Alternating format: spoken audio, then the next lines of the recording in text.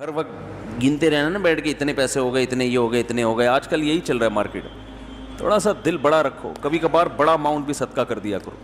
یہ اٹھایا، یہ گڈی، یہ لو. سمجھ رہے ہو؟ دوبارہ اس کر کے دکھاؤں؟ بتانے سے یہ چیزیں سمجھ میں نہیں آتی، کر کے دکھاؤں؟ جیب میں ہاتھ ڈالا، گٹی کہیں سے آپ کو ملی بڑی اماؤنٹ نا، اچانک کوئی بڑا پروفٹ، آپ نے کہا یار پورے سال کماتے ہیں یہ والا پروفٹ سارا کیا کر دو، بڑا اماؤنٹ آ گیا نا کہیں سے، جیب میں گڈی لے کر آ رہے ہیں. اٹھایا، بہن کو دے دیا، یہ رکھ جا. سمجھ میں نہیں آ رہی میرا خیال ہے. اور پھر بھول جاؤ اس کو. یہ نہیں کہ پھر بار بار اگلے دن کل کا واقعہ یاد ہے، بہن کو بتا رہے ہیں کل کیا ہوا تھا، یاد ہے نا؟ تو ایسا نہیں کرو. ایسے نکالا.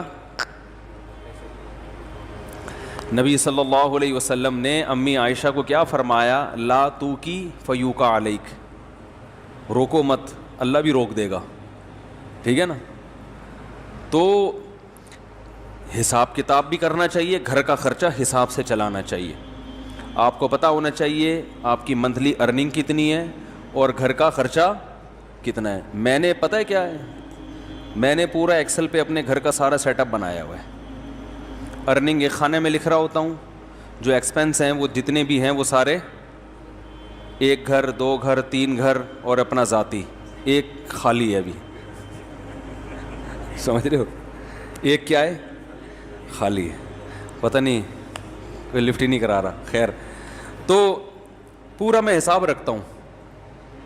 یہ میری ارننگ ہے، ٹھیک ہے نا؟ یہ میرے پہلے گھر کا خرچہ، ہر چیز اس میں ڈل رہی ہے.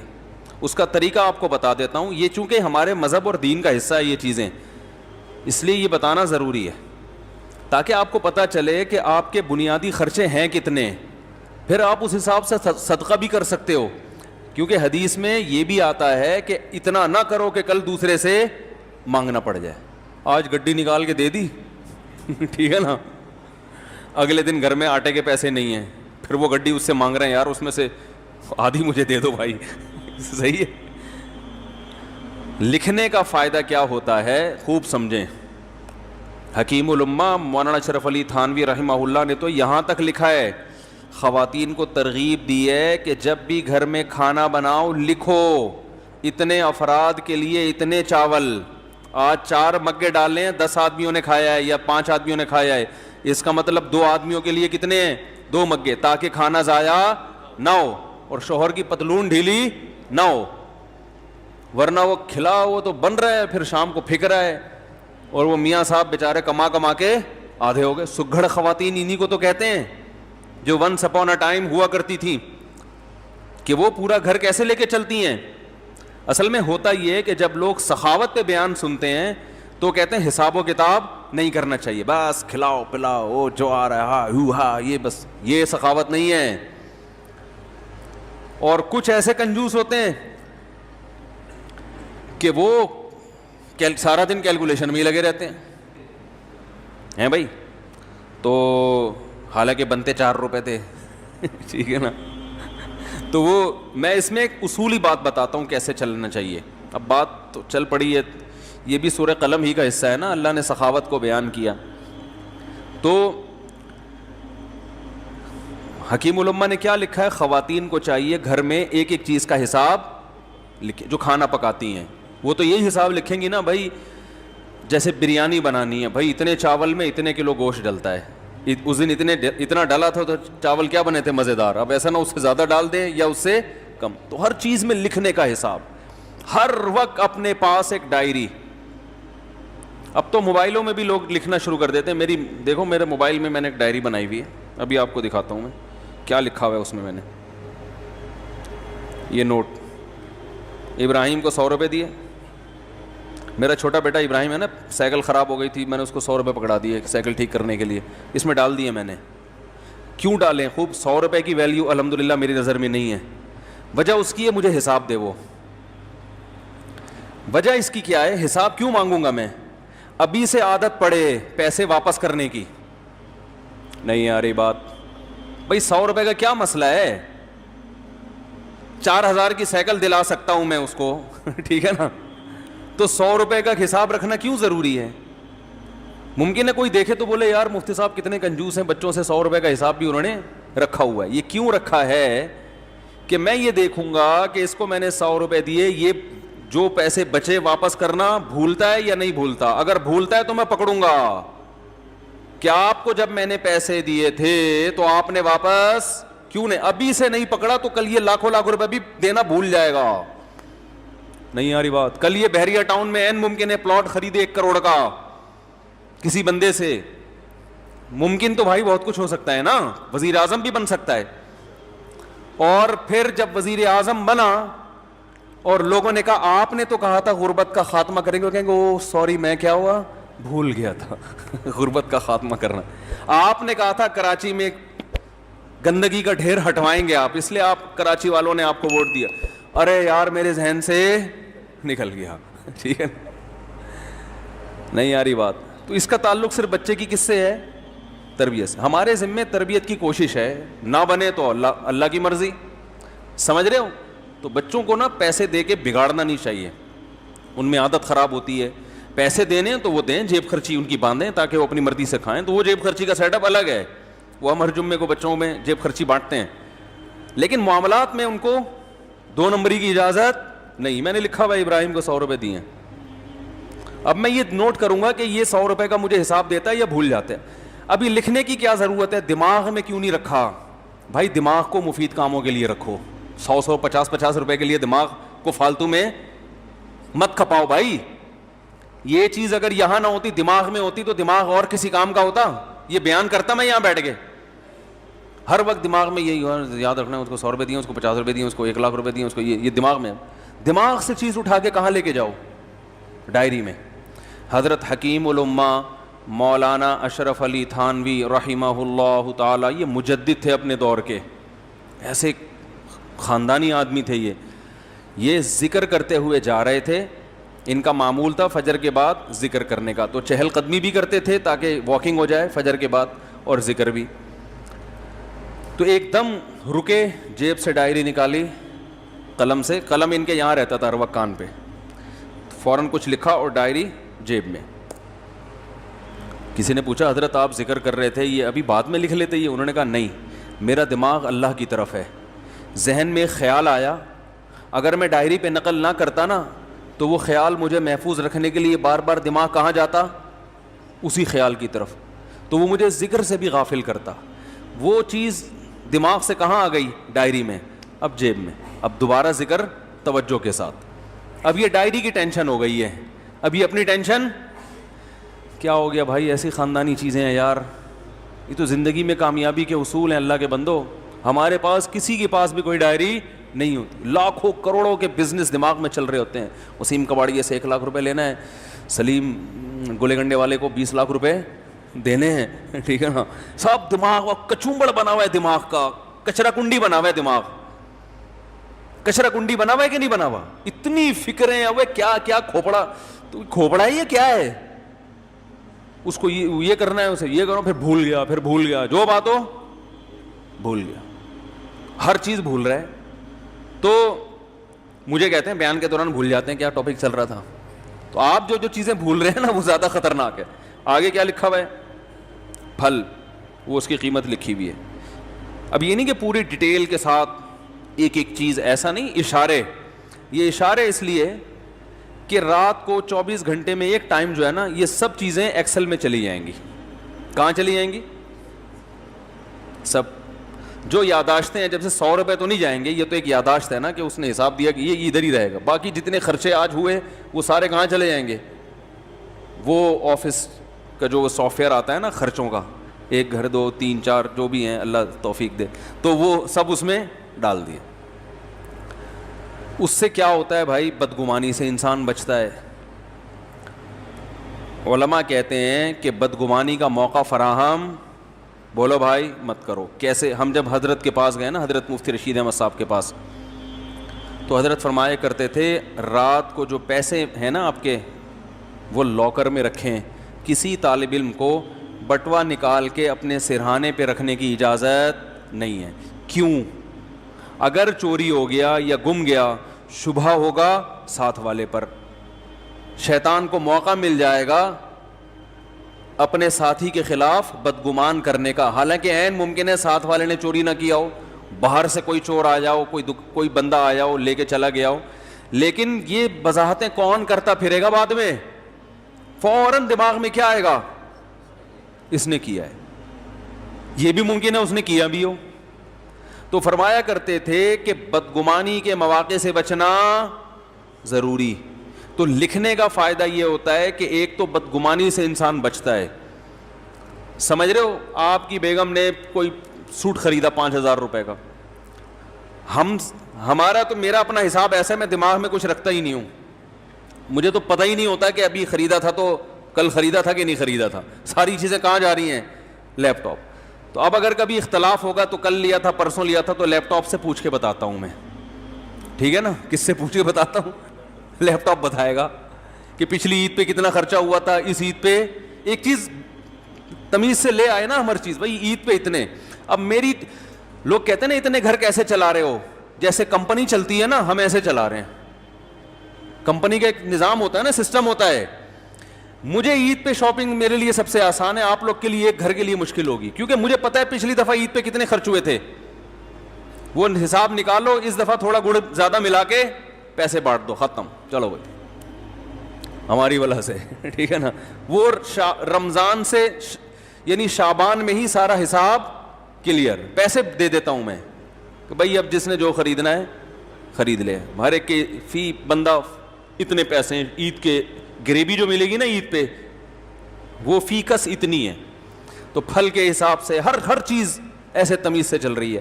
تو اب ہوتا کیا ہے, لکھنے کا فائدہ کیا ہوگا, ادھر آپ نے اپنی ارننگ لکھی, ادھر ڈیلی بیسس پہ آپ نے اپنے خرچے ڈال دیے.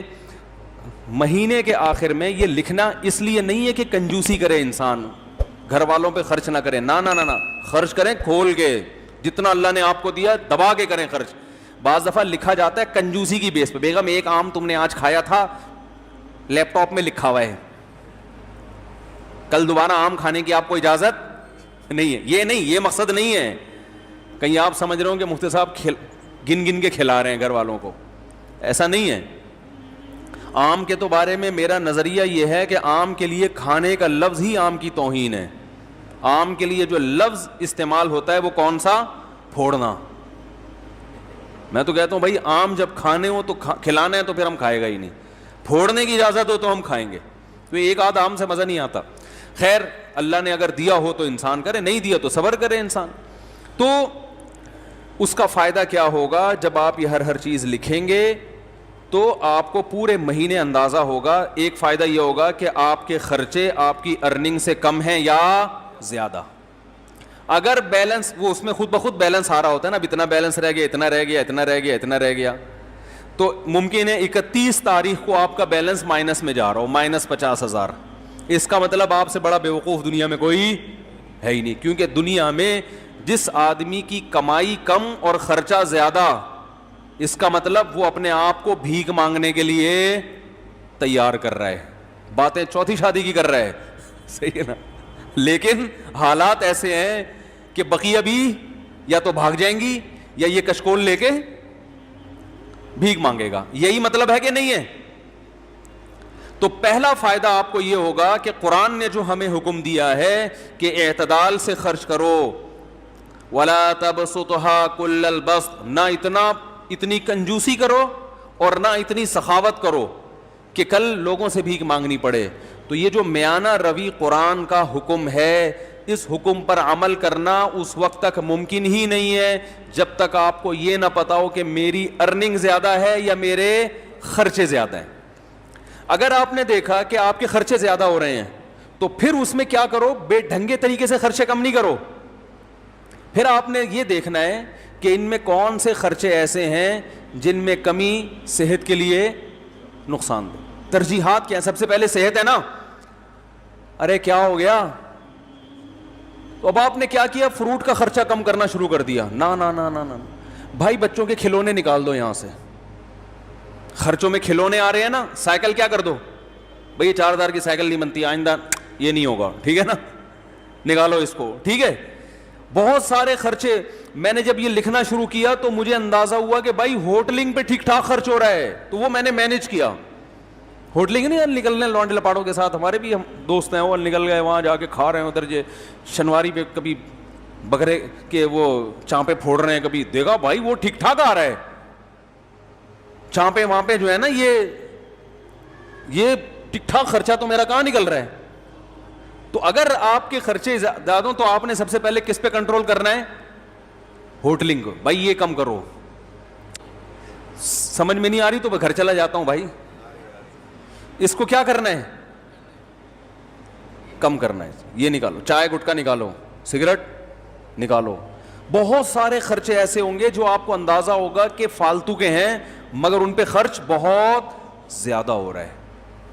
تو پہلا فائدہ یہ ہوگا کہ آپ مستقبل کے لیے بھیک مانگنے سے بچ جاؤ گے. اور گھر والوں پہ سختی بھی کرنی پڑے گی. بیگم دیکھ لو تمہارے سامنے ہے یہ خرچہ ہے, اور انڈے پراٹھے دیکھو یہ آ رہا ہے, ٹھیک ہے, اب تم بتاؤ میں کہاں سے لے کر آؤں یہ. تو گھر والی سمجھدار ہوگی تو مان جائے گی, بھائی ٹھیک ہے تھوڑا کنٹرول میں کرو اس کو. تو گھر والوں سے مشورہ کرو, بتاؤ کیسے کنٹرول کریں اس کو.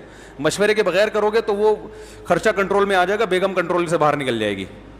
اس کو بٹھاؤ, بولو آپ کے سامنے ہی ہے, دیکھ لو بھائی, تو آپ بتاؤ نا اب اس کو کیسے کنٹرول کریں. مل جل کے کچھ کرتے ہیں تو کون سے خرچے کم کریں آپ بتاؤ. اگر عید پہ اتنی شاپنگ ہم ہر سال کرتے رہے تو بیگم یہ تو مسئلہ کیا ہو جائے گا, کبھڑا تھوڑا عید کو کم کر لو. تو بہت سارے, یعنی آپ کے سامنے ہر چیز موجود ہوگی. ہر چیز کا نا میرے یہاں کھانا بنا ہوا ہے, کھانا, گوشت پہ اتنا خرچ ہوا, دودھ پہ اتنا خرچ ہوا, انڈوں پہ اتنا خرچ ہوا, سبزی پہ اتنا, ایک ایک چیز ریٹرن میں موجود ہے الحمدللہ. تو اب اچھا پہلا فائدہ. دوسرا فائدہ, اگر آپ نے دیکھا کہ آپ کے خرچہ آپ کی سیلری سے کم ہے, الحمدللہ مینیج ہو رہا ہے, بھیک مانگنے کی ضرورت نہیں پڑے گی, تو دوسرا فائدہ آپ کو اس سے یہ ہوگا کہ آپ کو اندازہ ہو جائے گا کہ یار میری سیلری مثال کے طور پر 50,000 ہے, 1,00,000 ہے, میرے خرچے 99,000 ہو رہے ہیں. لیکن یہ جو 99,000 میرا خرچہ ہو رہا ہے اس میں 25% تو اس فالتو کام پہ خرچ ہو رہا ہے, سمجھ رہے ہیں. تو میں اس کو بچا کے ماہانہ 25,000 روپے بچا سکتا. اس 25,000 میں جائز کمیٹی ڈال سکتا ہوں, اس 25,000 کا ہر مہینے گولڈ خرید سکتا ہوں, بہت کچھ ہو سکتا ہے نا بھائی.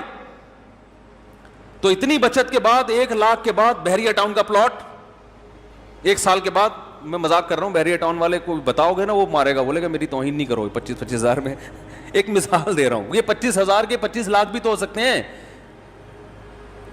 کچھ بھی ہو سکتا ہے. یعنی آپ نے ادھر سے چیک کیا, مجھے تو بڑا فائدہ ہوا تھا کہ میں نے جب چیک کرنا شروع کیا مجھے اندازہ ہوا بھائی یہ پیسے بلا وجہ کے اتنا بڑا اماؤنٹ خرچ ہو رہا ہے ہوٹلوں کی چائے پر اور فلاں پر, اور اتنا اس پہ ہو رہا ہے کہ یہ بچ کے بہت اچھی جگہوں پہ بولو بھائی خرچ ہو سکتا. تو آپ جب خود کریں گے تو بہت سی راہیں آپ کے سامنے کھلیں گی. تیسرا فائدہ یہ ہوگا کہ آپ کو یہ پتا چل جائے گا کہ بھئی یہاں سے مینیج کرنے کے بعد میری جو سیلری ہے نا اس میں سے میرا بچتا اتنا ہے, تو میرے گھر کے مہینے کے اتنے خرچے تو بہرحال ہیں ہی, اس سے زیادہ کیا ہے غریبی. اب صدقات و خیرات میں آپ کو کیا ہو جائے گی آسانی. اس میں ایک کام اور کرو, ہم میں چونکہ توکل کم ہے تو آپ اتنا اماؤنٹ جمع کرو گولڈ کی شکل میں کہ آج آپ کی تنخواہ اگر چھوٹ جاتی ہے, آپ کو جاب سے نکال دیا جاتا ہے, تو گولڈ کی شکل میں آپ کے پاس 1 سال کا راشن بولو بھائی ہونا چاہیے. مثلا آپ نے وہاں کیلکولیشن کی, آپ نے اندازہ لگایا کہ میرا ماہانہ خرچہ 1,00,000 ہے. ایک مثال دے رہا ہوں, ایک نارمل ایک فیملی والے 1-2 بچوں کے ساتھ 1,00,000 بہت اچھے طریقے سے ہو جاتا ہے. اندازہ لگا لیا جی میرا ماہانہ خرچہ کتنا ہے 1,00,000. تو آپ نے ایک ہدف بنایا کہ یار میں نے 12,00,000 روپے جمع کرنے ہیں. اتنا جمع کرنا نا کہ آج اگر جاب چھوٹ جاتی ہے تو کسی کے سامنے ہاتھ نہ پھیلانا پڑے. آج اللہ نہ کرے کوئی آفت آ گئی, ارے کوئی بڑا خرچہ آ گیا, کوئی خدا نخواستہ خطرناک بیماری آ گئی, تو کچھ پیچھے اماؤنٹ ہونا چاہیے نا. تو وہ کتنا اماؤنٹ ہونا چاہیے؟ اگر آپ ضرورتوں کو دیکھو گے تو وہ زرداری کے پاس جتنا اماؤنٹ ہے پھر وہ بھی کم ہے, کیونکہ ہو تو کچھ بھی سکتا ہے. اور بالکل ہی زیرو پہ رہو گے تو یہ بھی غلط ہے یار, اتنا بھی نہیں, کچھ تو انسان کے پاس بینک میں ہونا چاہیے. تو ہم نے علماء سے سنا ہے کہ ایک سال کی جیب خرچی پیچھے ہونی چاہیے اس زمانے میں, خاص طور پہ جب توکل کی کیا ہے کمی. اور اگر آپ میں توکل ہوگا تو آپ کے بیوی بچوں میں توکل ہو یہ ضروری نہیں ہے. آپ نے تو کہا کچھ بھی نہیں, اللہ کھلائے گا, بیگم کہ جب بھوک لگے گی نا تو ممکن ہے آپ توکل کرو, بیگم توکل نہ کرے. پھر وہ جب چترول لگائے گی تو پھر آپ ہمیں فون کریں گے یار یہ آپ نے توکل پہ بیان کیا تھا. تو بھائی آپ کو سمجھ میں آیا, اس کو سمجھ میں آیا ہی نہیں. وہی کتے والی مثال ذہن میں رکھ لیں, وہ کتا بھونک رہا تھا تو کسی نے کہا بھونکنے والے کتے کاٹتے نہیں. اس نے کہا پتہ نہیں یہ مثال میں نے تو سنی ہے, کتے نے بھی سنی ہے کہ نہیں سنی ہے کہ بھونکنے والے کتے کاٹتے نہیں. کتے کو پتہ نہیں, یہ پتہ ہے کہ نہیں پتہ ہے. تو اب سمجھیں بات کو, آپ کے پاس جو اماؤنٹ بچے گا اس میں آپ کو اندازہ ہو جائے گا آپ کتنا صدقات و خیرات کر سکتے ہو. ٹھیک ہے نا. اچھا, آپ نے ایک سال کا جس کی 1 لاکھ روپے ماہانہ خرچہ ہے نا وہ 12 لاکھ جمع کر لے, اور 12 لاکھ کیش کی شکل میں نہیں, گولڈ کی شکل میں, کیونکہ وہ کیش تو ایسے دڑام سے گرتا ہے, وہ تو ڈی ویلیو ہو رہا ہے نا. گولڈ لے کے رکھ لے, لاکر میں ڈال دے اب کہ بھائی یہ بس رکھ دیا میں نے. اس سے دماغ کیا ہو جائے گا, بے فکر. کبھی شیطان ڈرائے کہ ابے یہ ہو گیا تو کیا ہوگا, یہ ہو گیا, بولے ہیں بھائی لاکر میں 12 لاکھ کا گولڈ پڑا ہوا ہے, اور وہ گولڈ کی ویلیو بھی کیا ہو رہی ہے, بڑھ رہی ہے. یا پلاٹ بھی لے سکتے ہیں, لیکن پلاٹ میں پھر 10 ٹینشنیں ہیں. اس میں یہ خطرہ ہوتا ہے, پلاٹ ویسے 12 لاکھ کا آتا بھی نہیں ہے, لیکن ایک خطرہ بھی ہوتا ہے نا کہ پتہ نہیں وہ اور ڈی ویلیو نہ ہو جائے. گولڈ ایک ایسی چیز ہے کہ ماہرین یہ کہتے ہیں یہ بہت بڑھتا نہیں ہے تو گرتا بھی نہیں ہے. سمجھ رہے ہیں, ایسا نہیں ہوتا کہ 1 لاکھ کا گولڈ 50,000 پہ آ جائے, ایسا آج تک ایسا ہوا نہیں ہے. تو ہوا بھی ہے تو 2 دن کے بعد پھر اوپر چڑھ جائے گا وہ. تو اب کیا کرنا ہے آپ نے, آپ سمجھیں. اچھا, جب یہ 12 لاکھ کا گولڈ آپ جمع کر رہے تھے, یہ میں ایک اس آدمی کی بات کر رہا ہوں جس کا خرچہ 1 لاکھ ہے, جس کا 4 لاکھ ہے پھر وہ 12 لاکھ نہیں, وہ پھر اسی حساب سے. یہ ہر آدمی کے لیے الگ الگ ہے. تو اب آپ نے جب وہ لاکر میں جمع کر دیا, اس جمع کرنے کے دوران بھی ہر مہینے کچھ نہ کچھ صدقہ کرنا ہے. یہ نہیں کہ 10 سال گولڈ جمع کرنے میں لگ گئے تو اس دوران آپ نے کبھی کوئی صدقہ کیا ہی نہیں ہے. لیکن وہ صدقہ تھوڑا تھوڑا ہوگا, کیونکہ ابھی آپ خود اسٹیبل نہیں ہوئے نا. وہ صدقہ ہوگا وہ والا نہیں ہوگا جو گڈی نکالی, یہ ابھی میں آ رہا ہوں اس طرف, یہ کب کرنا ہے آپ نے. وہ آپ نے کہ بھائی میں پہلے بچوں کے لیے ایک جمع تو کر لوں نا کہ آج کچھ ہو گیا تو ٹھیک ہے. اب آپ نے کیا کرنا ہے کہ جیسے ہی آپ جو ہے نا تھوڑا تھوڑا ہر مہینے کرتے رہیں, جب یہ بھی آپ کے پاس 1 سال کا گولڈ جمع ہو گیا, اب آپ کو اندازہ ہو گیا بھائی میرا ماہانہ خرچہ اتنا ہے, ارننگ اتنی ہے, اب جو ارننگ سے زائد ہے وہ مجھے کلی اختیار ہے, جو مرضی کروں میں اس میں. کبھی وہ جتنی بچت ہے, کبھی بچوں کو گھما کے لے آؤ, اس میں مری کی سیر کرا کے لے آؤ, کبھی کیا سارا اٹھا کے کسی غریب کو دے دیا.